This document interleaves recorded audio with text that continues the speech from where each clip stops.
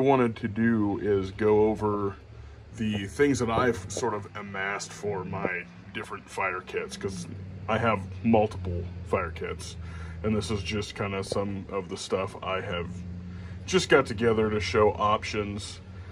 You know, with the way things are going, people get more into this every day because they think something bad's gonna happen, and they're probably right. So this is just, in general, my favorite crap that I put in a fire kit. So you're gonna want a decent fixed blade knife. I'll pull that out and show that. So in reality, you are going to have a few knife options, and you know, you may carry more than one knife. I prefer the bigger fixed blade full tang jobs, you know, where it's the blade steel goes all the way through the handle. So this is just one with a Kydex that I painted to just kind of match my gear, but the handle's still black, but whatever. You want something that's going to withstand being batoned and used and abused quite a bit. It doesn't have to be the most expensive knife in the, you know, in the knife case. There are other options. This is a smaller Mora knife right here, and this is a newer one. Let me see here. This is one of the stainless ones, which I'm kind of growing to like better than the carbon ones. I don't know if you can even see the labeling on that, but Scandi grind, definitely good for feather sticking. It's kind of got, in the center is a plastic, sort of the meat of the handle, but the black coating on the outside is rubberized on these models. There are some that are still the same style handle, but it's all hard plastic. I prefer the kind of grippy one. It grips you back a little bit. Pop-in scabbard, fits on a decent belt. The cheap gas station knockoff of a Mora, and it's still kind of got a Scandi grind, but it's got a micro bevel with it and a little sawtooth back on it, which works real good for tinder. This is one of those IIT jobs, which, I don't know, if I find Mora copies, I have to have them. And they work really good with the drag-through ceramic sharpeners you get for like a fish and tackle box. Whether it's the regular Mora or these cheap knockoffs or the Walmart Ozark Trail bait knife, they work awesome. I love them. Fire kit stuff for beginner type things, a mag bar. The mag bars work awesome. They generally have a crappy striker. This one isn't terrible. It's one of them Coglins. And again, it's got that crappy little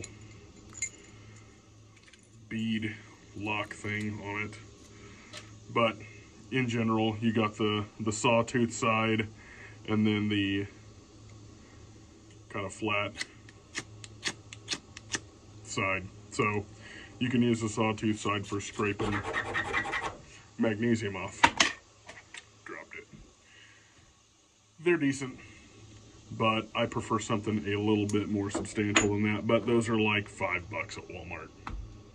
So on the more substantial end, and this is another one of those Walmart buys, but this is the best ferro rod you can get at Walmart, in my opinion, although I haven't seen them there for a long time. You can order them on Amazon, stuff like that, is the Ust Strike Force.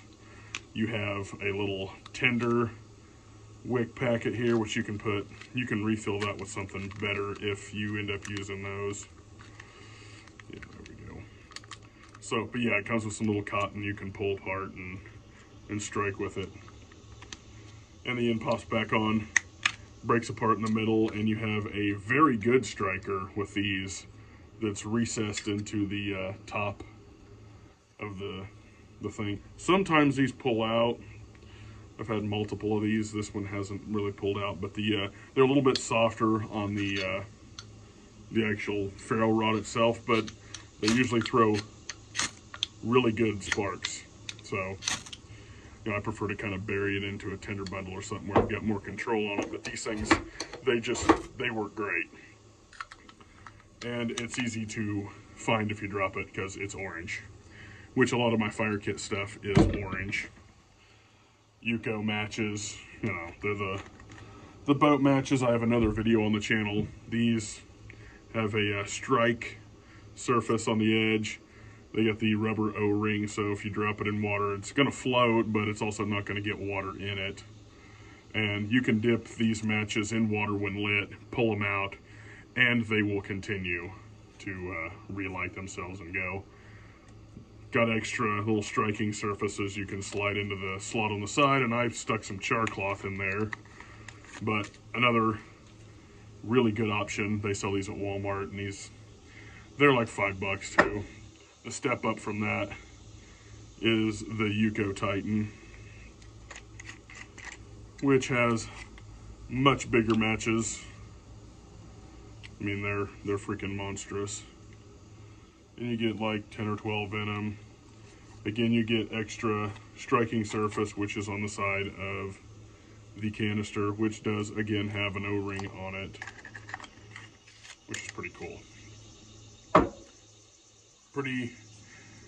Pretty good stuff. I really like those, and I think this is the step up from that. And this is the Zippo Typhoon match kit. So these are $9 at my local Walmart, and I'm in Missouri, so it's got some padding at the top of that. The cap does have it's got an even thicker O-ring than the other two. The matches are freaking insane. I mean, they're huge. They're freaking huge. And again, they relight if you were to get them wet. There are extra striking surfaces in the bottom. Really good heavy duty stuff. You can tie a lanyard and let it dangle off your bag. And the bottom side has a rubberized cap, sort of like what would come off of like a monocular or something like that, and that is your striking surface right there, and that works fantastic. So that's a legit kit right there. Obviously, you can buy the Stormproof UST matches in the box. I buy them for refills. Sometimes I just put the whole box in a kit of like a chest rig or something like that, just in case you need matches. I buy these by the 8-pack or 7-pack at Walmart, and it's just multicolored stuff, but they're the Scripto. They're up by the checkout line, where Walmart wants you to work for them for free now, so they don't have to employ people. But, you know, cheap lighters, good size flame on them, you know, the kind of crap that your mom hotboxed you and your siblings in the back of the car when she smoked and you were kids, and it was socially acceptable to smoke in the car with your kids. Pocket bellows is another one of those things that is, I need a little bit more experience with this, but essentially you use this to blow into a fire that is just getting started, and it really focuses your wind to feed the fire, and it kind of helps add some heat when you're lacking that. Another one of these things is Expedition Fuel, and they've got other brands. These are just fuel alcohol tabs. These ones kind of smell like fish, but they're pretty good stuff. I like them. They stay lit pretty good. Here is the Expedition Fuel out of the package, which I use these. This is just a small, tiny little kit I put together. The tins from Amazon, which you can use to make char cloth or whatever, but they work to house nice little kits. That's just a lighter and fuel tabs that smell like fish. This is an example of using one for char cloth, which there's a video I've done on that, and it works pretty good. That's burlap char cloth there. Harmonica cases I use for fat wood, which I misplaced my other piece of fat wood I had in this, but I will put it back. But they work good, kind of keeps the wind off of it, you know, from maybe drying out the outside of it and, you know, putting good bits of fat wood in there. And you always want a little bit of 550 cord in case you have figured out how to do a bow drill. It's a last ditch effort, a lot harder to get stuff done in the sense of, you know, you have to go procure all the stuff to make a hearth board and make your bow and tie it right and carve you a spindle, make sure it's all dry, figure what species of wood you want to use, and then notch it, put your divot in, notch it, and find material that will work good to put your coal into and blow it into a flame after placing your coal into a bird's nest. And another thing that people kind of fail to put in their kits is like a little bag like this to put tinder in. Even if it's wet or whatever, you're going to get more dry out even if you set this away from a fire, but close enough it's getting some warmth. You know, you can take mildly damp stuff like dead grass or what have you in the woods that you would want to use to spark a fire. And it helps carry your stuff, if nothing else. It's just a good item to have for drying stuff out. There is the old standby, and I keep this stuff to make fire starters, but dryer lint, you know, the crap just goes up with a spark, so we save the dryer lint at my house. This is a different little kit here, but little pouches like this with the organizer stuff inside. You got, you know, lights and little places for stuff. You can fit your cans in it, your Yuko matches, your forks, all that stuff. You know, put your stuff in a kit if you can. And having Molly to put your stuff on, which this will, I'll show it. Got my knife stuck through there and just put that with that little kit for a while. But have it to where you can put it on your belt, try to not make it super heavy. You know, obviously if I had this, I'd pull the knife off and put it on my belt, maybe put the zipper pouch on the other side. Maybe a good idea to wear suspenders with that type of kit, just so, you know, if you're one of those Hank Hill diminished gluteal syndrome people like myself. Diminished gluteal syndrome? How could this happen to me? This drawing shows a healthy gluteus maximus. You have this body type. It's actually quite common in the suburbs, a white male with small buttocks and protruding belly, often caused by pronounced consumption of beer. It just helps keep your pants up if you have a load on your belt.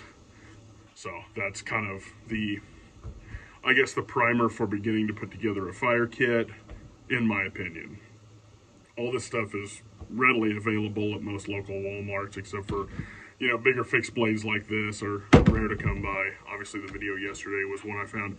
One more thing before I forget, these are like 12 bucks. And you don't want to be out at night trying to provide yourself warmth and you are using, if you buy one of these, you're going to know how sharp this is. This thing will cut you for looking at it. I mean, they're freaking sharp right out of the package. You don't want to be fumbling around in the dark and cut yourself with a Mora while you're trying to prepare tinder or whatever. So carry a light with your fire kit. It'll keep you from maybe being in an even worse emergency if you're just trying to get warm. You know, if you're cold and bleeding, that's way, way worse. So yeah, definitely have a light in your kit. Comments, suggestions, ideas. There's definitely more stuff out there than this stuff.